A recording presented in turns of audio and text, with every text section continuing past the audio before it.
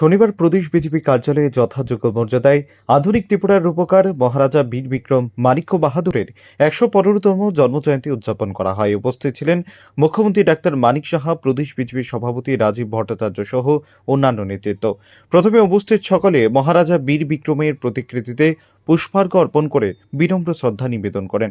পরে বক্তব্য রাখতে গিয়ে মুখ্যমন্ত্রী মানিক সাহা বলেন, পূর্বতন সরকার ত্রিপুরা রাজ্যের ইতিহাসকে চাপিয়ে রাখার প্রচেষ্টা করেছে।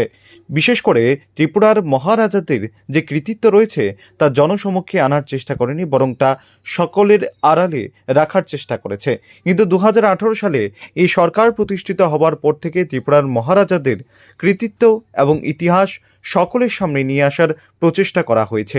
পাশাপাশি মহারাজাদের যোগ্য সম্মান দেওয়ারও চেষ্টা করেছে এই সরকার। তিনি আরও বলেন, একইভাবে প্রধানমন্ত্রী নরেন্দ্র মোদীও দেশের জন্য যারা কাজ করেছেন তাদের কৃতিত্ব জনসমক্ষে তুলে ধরার কাজ করে চলেছেন। এতদিন ধরে আমরা দেখেছি যে মাণিক্য ডাইনেস্টি শেষ মহারাজা যে আমাদের ত্রিপুরার যে ছিল, তিনি হচ্ছেন মহারাজা বীর বিক্রম কিশোর মাণিক্য বাহাদুর।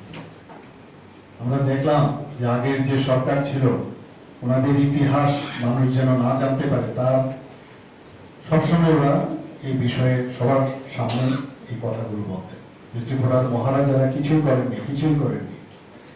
কিন্তু 2018-তে যখন ভারতীয় জনতা পার্টির সরকার এখানে প্রতিষ্ঠিত হলো, আমরা কিন্তু সেই সম্মান আমরা দিয়েছি।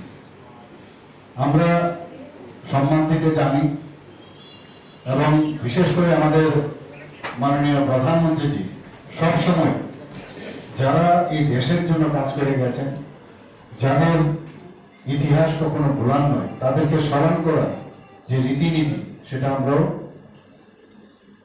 বিশ্বাসী এবং সেইভাবে কিন্তু আমরা কাজ করে গেছি। অন্যদিকে মুখ্যমন্ত্রী আরও বলেন, পূর্বে জনজাতিদের নিয়ে ভোট ব্যাংকের রাজনীতি করত কিছু রাজনৈতিক দল, কিন্তু এই সরকার রাজনীতির ঊর্ধ্বে উঠে জনজাতিদের প্রকৃত উন্নয়নে কাজ করছে। এডিসি এলাকার উন্নয়নের লক্ষ্যে বিগত দিনের তুলনায় সর্বশেষ বাজেটে প্রচুর পরিমাণে বৃদ্ধি হয়েছে জনজাতিদের জন্য বাজেট। মূলত জনজাতিদের শিক্ষা, স্বাস্থ্য, সংস্কৃতি সহ জীবনযাত্রার মান উন্নয়নে এই সরকার প্রকৃত অর্থে কাজ করছে।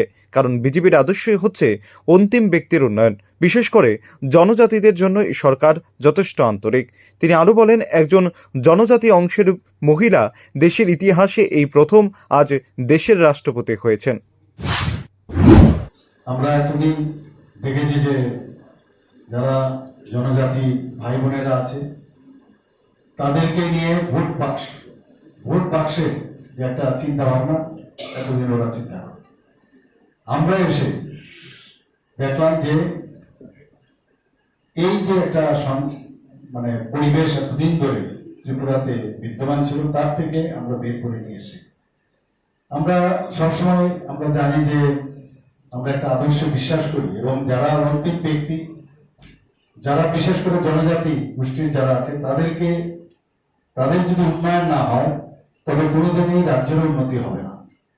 তো আমরা সেই দিশায় কাজ করছি এবং আমাদের মাননীয় প্রধানমন্ত্রী যে আপনারা সবাই জানেন যে একজন জনজাতি, উনার উদ্যোগে জনজাতি মহিলা আজকে ভারতবর্ষের রাষ্ট্রপতি।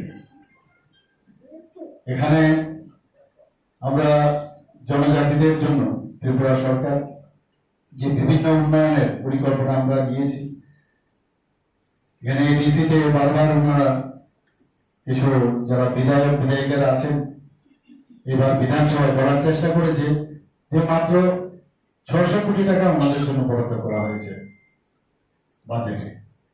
কিন্তু ওনাদেরকে আমি তথ্য নিয়ে আমি বলেছি সেরকম আমাদের যে 49 যে লাইন ডিপার্টমেন্ট আছে, সেখানে আমরা প্রায় ৫,০০০ কোটি টাকা আমরা জনজাতির উন্নয়নে এডিসি এলাকায় আমরা কাজ করেছি। এবারেও বাজেট অনেক বাড়িয়েছি ওনাদের জন্য, সাব প্ল্যানেও বাজেট অনেক বাড়িয়েছি আমরা। উল্লেখ্য, শনিবার বিজেপির উদ্যোগে প্রত্যেকটি মণ্ডল স্তরে এই ধরনের অনুষ্ঠানের আয়োজন করা হয় রাজ্য জুড়ে, মূলত মহারাজাকে সম্মান জানানোর লক্ষ্যে। Bureau report, rising Tripura.